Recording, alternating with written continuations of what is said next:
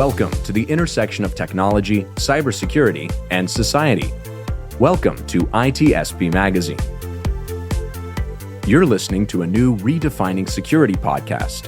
Have you ever thought that we are selling cybersecurity insincerely, buying it indiscriminately, and deploying it ineffectively? Perhaps we are. So let's look at how we can organize a successful InfoSec program that integrates people, process, technology, and culture to drive growth and protect business value. Knowledge is power, now more than ever.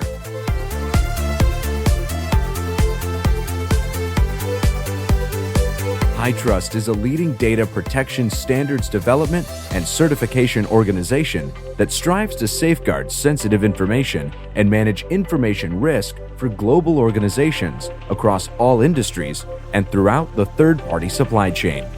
Learn more at hitrustalliance.net. Imperva is the cybersecurity leader whose mission is to protect data and all paths to it with a suite of integrated application and data security solutions. Learn more at imperva.com.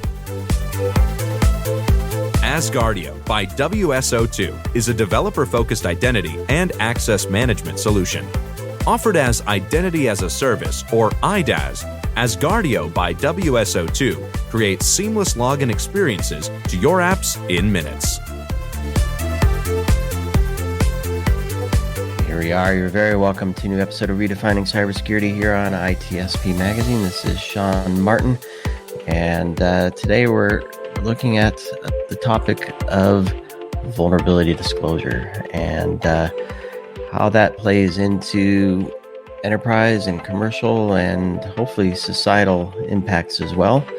And this stuff doesn't happen automatically or magically. It's a group of people taking the time to identify what's going on and analyze it and present it in a way that it's useful for others to consume. And a lot of work going on in there. And we have two folks who are joining us from the Netherlands, Eward and Lennaert from DIVD and global CSIRT.global. And we're going to learn a lot of stuff today. So I'm very appreciative for both of them joining. Eward and Lennaert, thanks for being on the show today. Thank you for having us. Thank you. Eward, we had a chance to, not too long ago, chat with you about some of your findings from RSA conference. Super insightful episode, and I would encourage everybody to have a listen to that. A lot covered there. And it was during that conversation that I realized we need to have you on again to talk about CSIRT.global. And you brought along Lennaert to join you today. So for those who didn't catch you on the first episode or the last episode, maybe a few words from you or to tell folks who you are, and then pass it over to Lennaert to do the same. Yeah, of course. So I'm Eward. I spent over 26 years in cybersecurity. I've worked mainly for vendors for over 25 years, working on threat intelligence, anti-fraud space. I've worked for quite a while, worked in 4 different continents, enterprises, large banks, governments, those kinds of organizations. And after a while, after my last gig, I decided it was time to, do something for society, if you will. I reckoned the internet is in dire straits. It's going badly with the internet. It needs some help, and I reckoned I could maybe help out a little bit. And that's when I joined the DIVD, and later, together with Lennaert and 2 others, we founded CSIRT.global.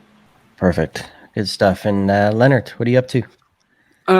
In daily life, I work as a security analyst. And, it started out as a hobby of finding vulnerabilities and disclosing them on things like bug bounty programs. And, working as an ethical hacker, you often manage to find vulnerabilities in even the largest companies. And you can get a nice bounty paid for that. But like Eward, I also had a passion to just make society better, make the internet better. And that's how I ended up with the DIVD, where we do this at scale and try to make the internet safer. And so there's a lot of questions in my head around disclosure and what's legal. And I know there's certain laws in the US that may not apply elsewhere unless you happen to put foot in the U.S. But so I don't know what's the role of DIVD and the work you're doing there with them, and perhaps does it touch on some of the policy and legal implications that might be associated with vulnerability disclosure? The role of DIVD is mostly doing this at scale and organized. So we're a group of about 100 volunteers right now. And, well, when you put all these amazing people together, then you can do a lot more than we each could individual.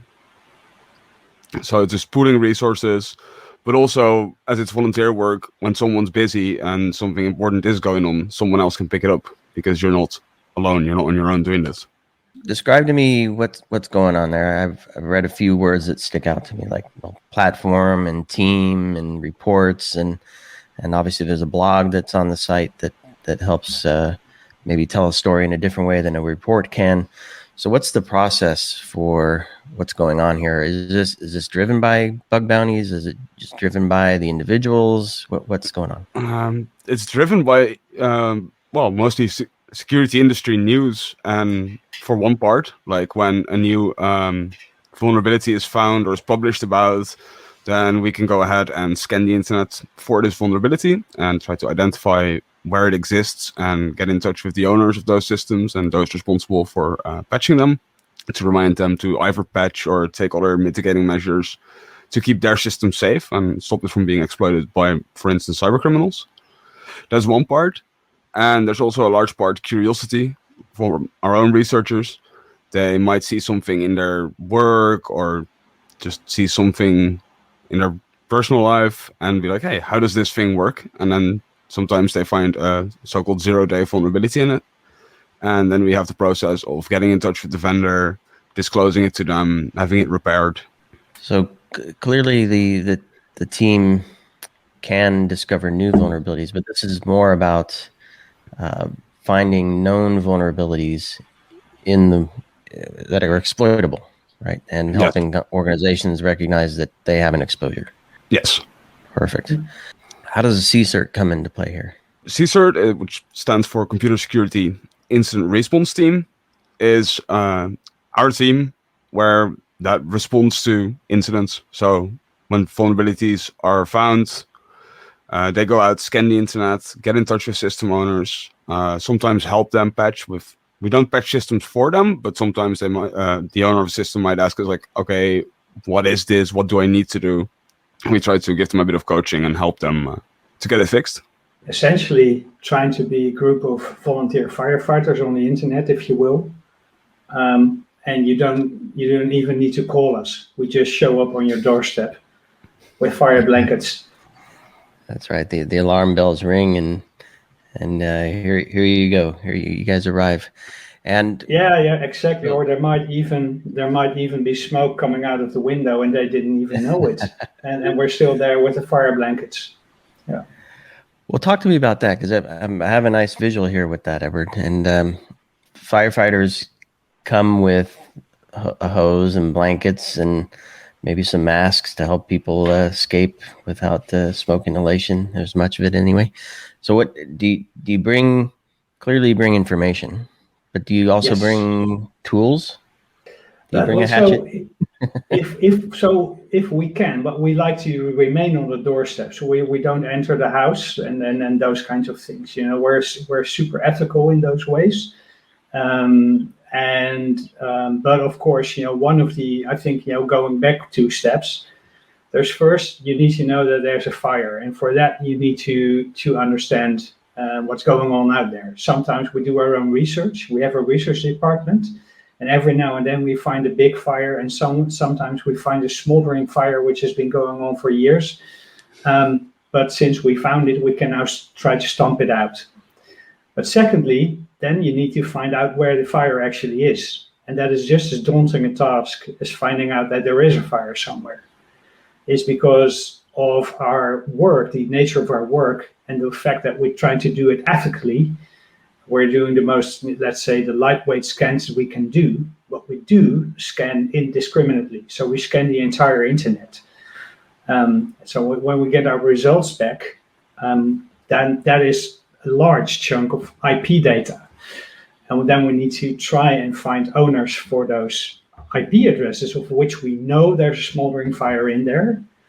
But then we need to find someone who owns that. And that is the daunting task that we have. So the CSIRT part is that, as we define it, is getting in that scanning data and that vulnerability data and getting it to the owners in whichever way we can. And automated tools, of course, will get us a long way for starters.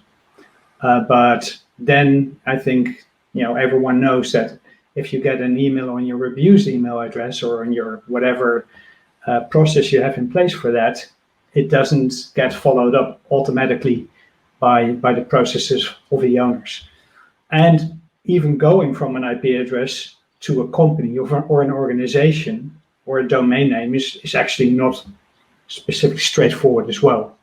So there's all kinds of issues involved in trying to find where the fire actually is. And who to talk to about the fire. Yes, exactly. And even if you know where to go, then you might still be knocking on a door and it doesn't get open at all. So, tell me how you can tell if there's a fire, because it has to be more than just that there is a piece of code or a port open that leaves a company exposed. You said you can see the smoke signals, so that some level of indicator of compromise that you're identifying in your scan as well. Often when information about a vulnerability is published, there's some proof of concept to test your own servers or other servers to see if they're vulnerable. That's one thing. Some software is kind enough to state its exact version number right on the front page, so we can just crawl the internet for that piece of software, get the version number, and we'll know based on version number whether or not it's vulnerable. That's one of the best scenarios, because it means we don't have to run any exploit. Like Eward mentioned before, we try to work as ethically as possible. For instance, we would never use a proof of concept that has a high chance of taking a server down or causing any kind of damage. That's something we're very careful about. So yeah, it depends on the vulnerability and the software, how we actually scan for it. But we usually write our own proof of concept code to either test for the vulnerability or to do version detection. I'm wondering the relationship here and how the CSIRT.global was formed. It's evolved from DIVD, which, for those that don't know, is the Dutch Institute for Vulnerability Disclosure. We didn't spell that out earlier. At least I didn't. So a few things here. This is part of, but separate from DIVD. You're looking at this from a global perspective. Clearly, well, it's not easier to scan the whole internet, but if you're going to scan the internet, you can get it all in one and then figure out where stuff is, perhaps. But I'm just wondering, how is it related to but not related to DIVD? How is it contained but not contained in the Netherlands? How does the global view come into this? And perhaps why your team to pick up this global perspective? Those are some very good questions. Let me try to get them from the beginning. So DIVD, as stated, is Dutch in nature. That is in part because our founders are Dutch, but they might have been born in Belgium. It might have been the BIVD, right? But the most important thing is that they have a good relation with the government, and the government is kind of offering. They're offering their vouch for us, if you will. And that is a very big thing, because that allows us to do that scanning activity, because we scan indiscriminately, as I said. And legally, it depends very much on the jurisdiction where you are, so where the scanned machine resides, if that is legal or not. So it is for us very important that we contain those activities in a country that vouches for us. And that is also a large part of why those activities, specifically the global scanning, is done from a Dutch infrastructure where the government vouches for us. But that's only part one, because that will give us that IP information. So secondly, it's, when you send your automated bunch of abuse emails, listen, these 40,000 IP addresses we know are infected, so we're trying to do reverse DNS on them and so on and so on, and we find DNS names and we're trying to mail them, and we're getting a lot of emails back. We know that only 1% of those mails is followed up. So when you actually want the findings to be implemented and be followed up by the owners, you need to do more. And for that, we believe that we need to build a network of people and a network of trust. Well, we not only believe, but that's currently with the AVD, it's how it works in the Netherlands. Like with our 100 volunteers, often when we find something in a bigger company, we're like, hey, do we know anyone that works there? Does anyone have a contact? And that way you can get your information to the right place a lot faster. And it's sort of vouched for, coming from a trusted source. And they're far more willing to listen to you than just a cold email. This is an interesting point, because it's very easy to get one's head wrapped around the technology and the threats and the attacks and all that fun stuff. But a big part of this challenge is actually knowing who, yes, what company, right? Who's behind that IP, and then even harder, who's behind that company that will respond. And for the Netherlands, we already have a lot of this information. We have a big network, and we noticed that really helps. So with that mission, CSIRT.global was found to create chapters, globally, to build these networks in other places as well. And we're going to get into, I suspect this is where a lot of people can jump in. We'll save that for the end. Go ahead, Edward. You're going to say something? Yeah, so, and I think we're pioneering a bunch of other stuff as well, including a national clearinghouse, for example. Because clearinghouse will, if you can automate those follow-ups as much as you can, that will save you a lot of time. We will do any manual follow-up if we need to, but if we can automate it, it would be awesome. So the clearinghouse concept is now being pioneered in the Netherlands and might be very important going forward internationally as well. But of course, we need to learn the lessons from our from the benchmark that we run in the Netherlands as we speak. You described the process of you scan the internet. I don't know how often you do that, but then some analysis takes place, and a report and some emails get generated. So that's a proactive from your side. Is there a proactive from the other side where folks can query to see if they might be smoldering? So perhaps you can't reach them because the network isn't quite there yet, but somebody might be interested. Maybe, I don't know, as a threat intel feed or as a query, or how is that possible, or how does that look? No, because we scan the entire internet. Having people probe that data would also give a threat actor the chance to probe this data and get information about potential vulnerabilities. So the only way to do that would be to vet everyone that wants access to the data, for which systems they could get access to it, and then you have to keep that up to date. And that's just a lot of work, and we believe that it would bring more risk than actual good.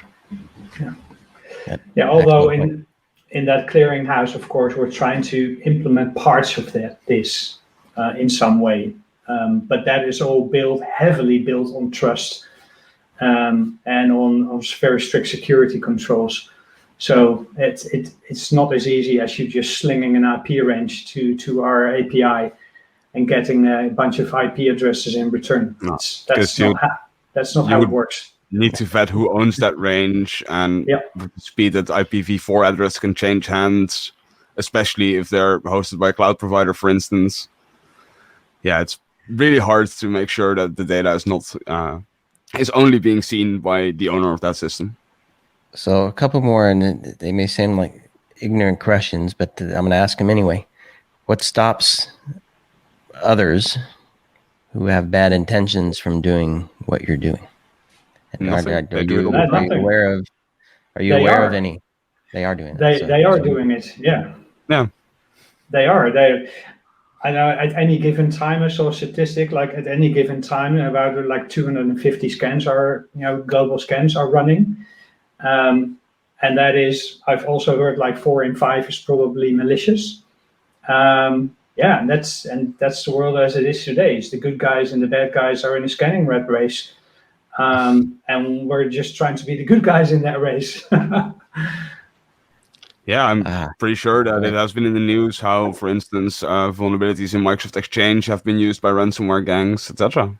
So they go on the internet, they scan for Exchange systems that are vulnerable, just like we do. Only when they find one, they deploy their ransomware, and when we find one, we start trying to get in touch with the owner to remind them to update their server. Let's talk about some of the cases, because I mean that's where this really matters, right? It's not just that you guys are having fun building some platforms and bringing people together and trying to automate some cool things. You're actually doing some good work here. So I don't know who wants to share a case or 2 or 3 or whatever to kind of help bring this home to reality. I think one that a lot of people might have heard about would be the Kaseya ransomware case on 4th of July weekend of 2021. That was actually from our own researchers. Wietse Boonstra identified a 0-day in the product, and we were working with the vendor to disclose this to them and have it patched. But sadly, before the patches were rolled out, the vulnerabilities were used by REvil to deploy ransomware, and what is said to have been the biggest ransomware attack up to that point. As they started with a ransom of, I believe, 70 million to release all the systems. So this was a case where you're actually identifying the 0-day or the vulnerability in the first place as well. Yes. Is that common, or is that less likely? It happens a few times a year, I'd say. Yeah. So we run, I don't know, Lennaert, we run over 100 cases per year, right?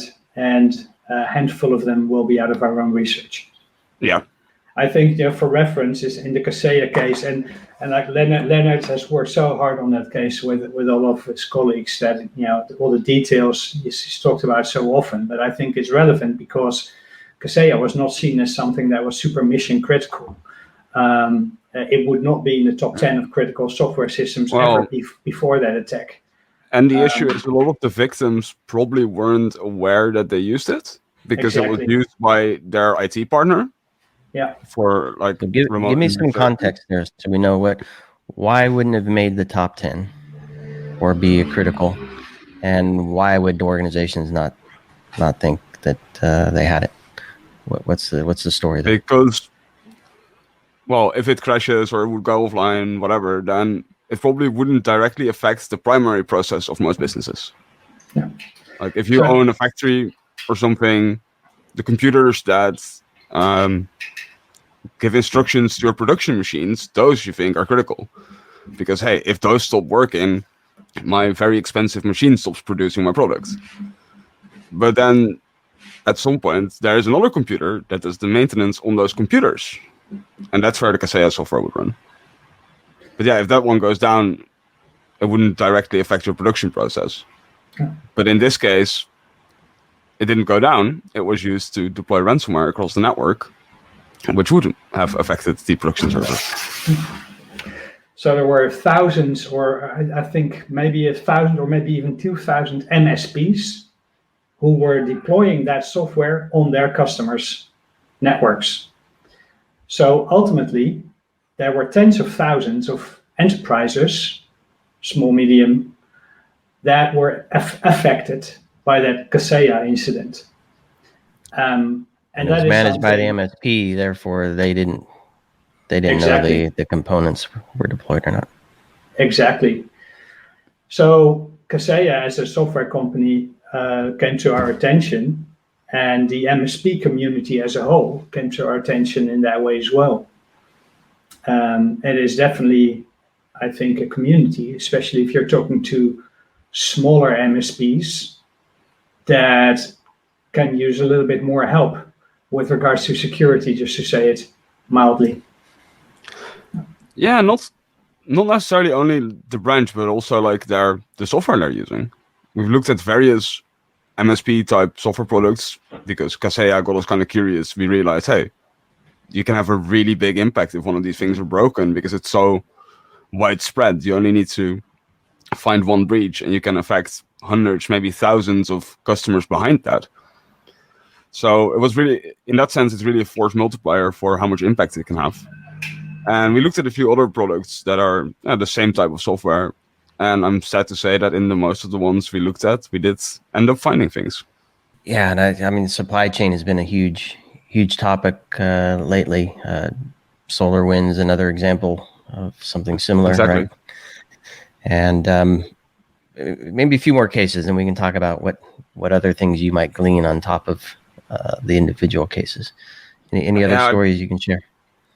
I think we scanned for most of the major vulnerabilities that have been published about, like the recent, well, not really recent anymore, earlier this year, the 0 day of unauthenticated remote code execution in Atlassian Confluence. We've had multiple cases for issues with Exchange servers. Yeah, like pretty much all the big CVEs that have been published. We've scanned the internet for and tried to warn owners of systems. And the reason why I think those scans, specifically the big numbers, resonate is, for example, in the press, people are always super interested to learn that, let's say, after a week, there's still 70% of the machines we initially detected were still not patched, for example. Like Log4j? For example, I think it went a little bit faster, but the interesting thing is that we're trying to beat the drum on taking as much responsibility as you can with regards to patching and keeping your system updated and so on. And it helps that we have access to those statistics, of course. And I think it's also really good to reflect on those statistics to see, like, hey, even if we identify things, look how long it takes before things get patched. Yeah, so talk to me a little bit about that. What are some of the trends you're seeing, bigger picture stats, and the thing I was thinking of earlier is, do you see an opportunity to find perhaps, like you were looking at, are there MSP-driven software components that are just so widespread that there may not be anything noted in the media yet, but this is probably an area that we should be looking at? I think MSP software is definitely an area that we should look at. Trends-wise, I see that a lot of the big ISPs are very willing to work with us. Like when we identify an IP address with a vulnerability in it, oftentimes the first point of contact would be the ISP who owns that address. So when it's in AWS, that might be Amazon, or it might be Microsoft or Google. We noticed that these hosting parties are far more willing to send our meshes on to their end customer than they were, let's say, 2 years ago. It really feels like they're getting used to what we're doing. They're starting to know us, and they're just more willing to help than before. And that's also down to the fact, I reckon, Sean, as what Lennaert said, is that after a while, they start to understand that when we send an email to them, it's always going to be a relevant email.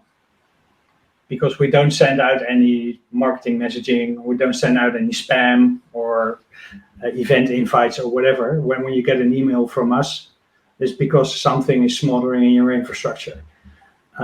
And so that's one thing. That was from the beginning, but now they're starting to get used to that when you get an email from us, you should pay notice. So what we're now on is on that mission to build that trust in that name, CSIRT.global. That's why I'm repeating it, to make that global trust. Because people now, our promise to people is that we're not going to send them anything unless it's relevant. And they should probably do something right away. And if we can get that message out, that's for us already a huge win. So talk to me about how you do that. And I know You briefly touched on chapters perhaps coming. So what are some of the things you're doing where you could use the help of the community, perhaps other disclosure agencies, perhaps government entities? Who should get involved? How can they get involved? So yeah, I think what we need is to essentially, if we build a chapter, that is a geographical structuring of all the scan data that we have, essentially. And if we can offload an entire IP range, geographical IP range to a chapter, that will bring us speed and scalability. So that's one of the important goals that we have. But what we do know as well is that not everything is organized geographically, of course. And as a matter of fact, on the internet, almost nothing is organized geographically. So because that's why we build partnerships and friendships as well. For example, in the last week, we talked to the MSP community exactly about these things that we talk about today. And they've offered their friendship in the beginning, but later on, if we're building automated channels where the trust is already there, that we can send our information to, we then have a horizontal slicing instead of a vertical slicing, if you will. And that's what we're trying to do. For us, the IP data that we have and all the scanning data that we have is a huge chessboard. We have vertical columns, we have horizontal columns, and we're trying to fill it as efficient as possible so that we can cover the entire world in any which way is necessary. And the chapter structure is very important because depending on where you are, there's many different rules and regulation. And Sean, you already touched base on this. Until a few weeks ago, it was quite illegal to do even ethical hacking in the US. And even what's out there today is only a proposal. And so it really depends on where you are, what you can and what you cannot do. And for that, we need to find specific localized solutions. Many of them will have a solid legal component as well. And that translates to effort and sometimes specialist effort. So even though we're a volunteer-led organization and nobody makes money, we still need some funding for that as well. And we've estimated every chapter on average will at least cost some stuff for all the legal and setup costs. And there's many countries in the world, many different cultures, and so on. So that's what we're trying to achieve, is find the good-heartedness and the willingness to help, either in person or with funding or whatever, to help us build the organization out globally. Well, the friendships and partnerships seem like the best place to start. Certainly, the money helps, but if you can get the knowledge and the experience in the region or the sector or the whatever the slice may be, to help navigate how to reach the people, how to disclose effectively without breaking any laws or cultural barriers, right? I think those would be great. And yeah, I think hopefully folks listening, we would definitely have an international audience. So hopefully folks listening will take notice and hopefully connect with you and the team to see how they might be able to help. I'm thinking of a lot of the practitioners that also listen to Redefining Cybersecurity here. And perhaps they're thinking selfishly as they need to, right? How do I perhaps leverage this for my own security operations? So there's no pull mechanism for them, as we described, but how might a security practitioner or a security leader like a CISO get involved so that they can not only benefit, but perhaps even contribute to the cause as well? Well, some already have. So, for example, 3 very forward-thinking people in the UK working in critical infrastructure have decided to come on board and start the first chapter for CSIRT.global. So they decided to help the cause and invest their time and effort. What they get in return is, of course, is access to a fantastic community. But also, we don't mind anyone who will, build their own personal credibility because they're doing this work with us. That's also part of the reward that you get. But in essence, I reckon, since we're very much in the beginning, like we don't have 100 chapters already. I reckon it's going to be a large part of people who just believe in a good cause, and that is also the reason that we're here is that no one else is really doing this. There's many volunteer organizations of many types surrounding the internet and surrounding cybersecurity. But really, volunteer global firefighting, we're the only organization I know of that actually does this in an apolitical and discriminate way. So, if you believe in the internet, if you reckon that it needs to survive all this shenanigans that has been going on for the last decade or two, you might as well go ahead and help. And if you don't have the time, but you do have deep pockets, you can, of course, send me an email as well. It's always that. And Lennaert, I want to, I don't want to take away from that. The funding is important, so please, anyone who can help on that front, definitely consider that.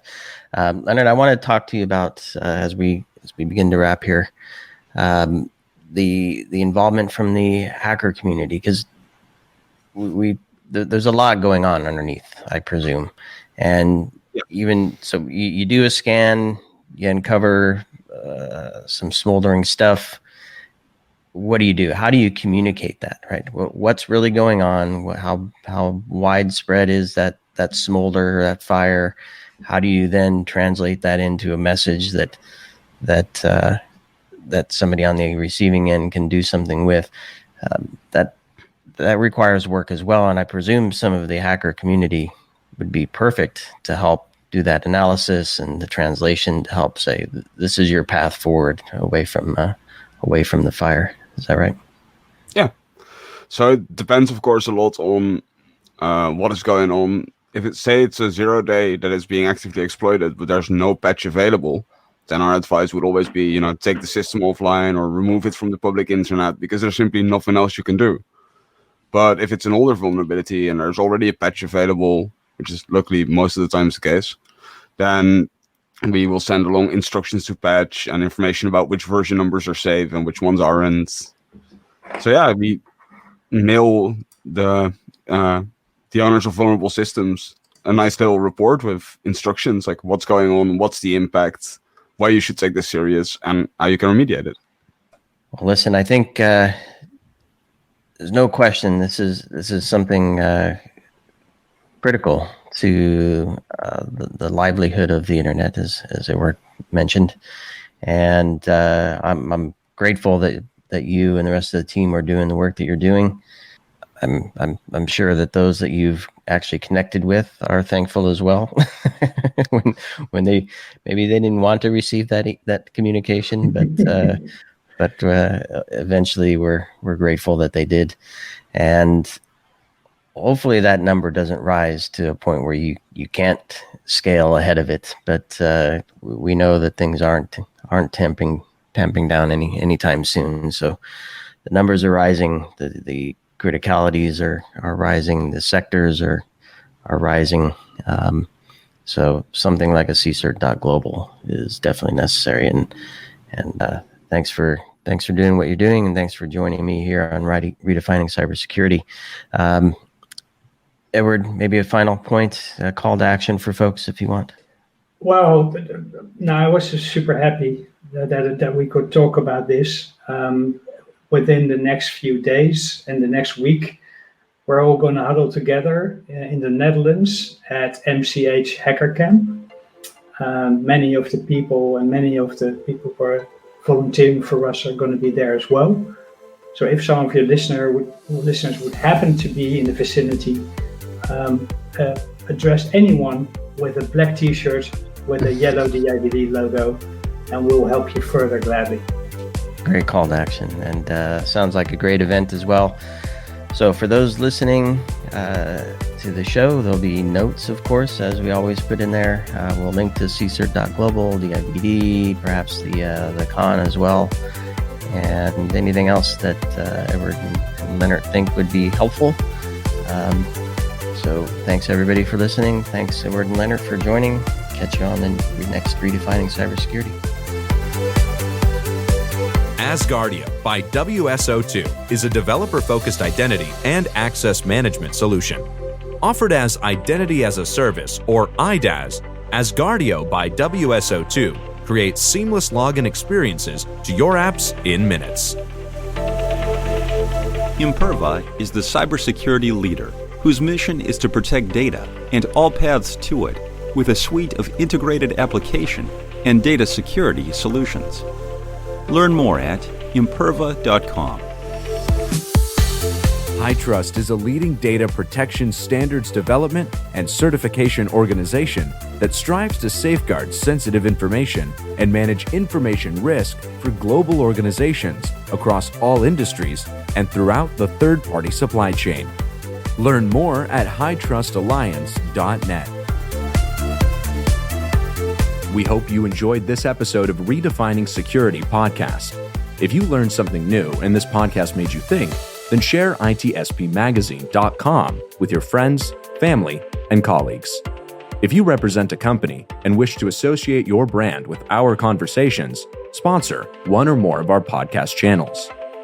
We hope you will come back for more stories and follow us on our journey. You can always find us at the intersection of technology, cybersecurity, and society.